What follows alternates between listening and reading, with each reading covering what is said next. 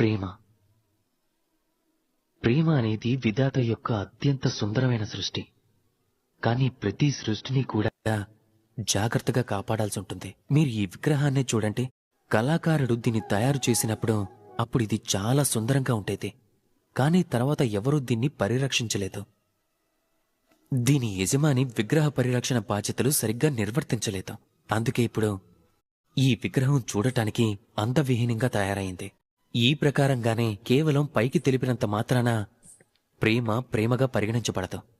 అందుకోసం మీరు మీ కర్తవ్యాలని పూర్తి చేయాల్సి ఉంటుంది.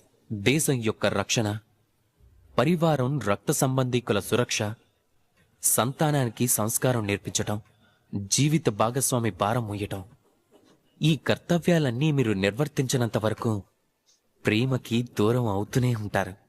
ఒకవేళ మీరు ప్రేమామృతాన్ని పొందాలనుకుంటే కర్తవ్యం అనే తపస్సుకి సిద్ధంగా ఉండాలి. అలాగే మనసుతో స్మరించి తీరాలి.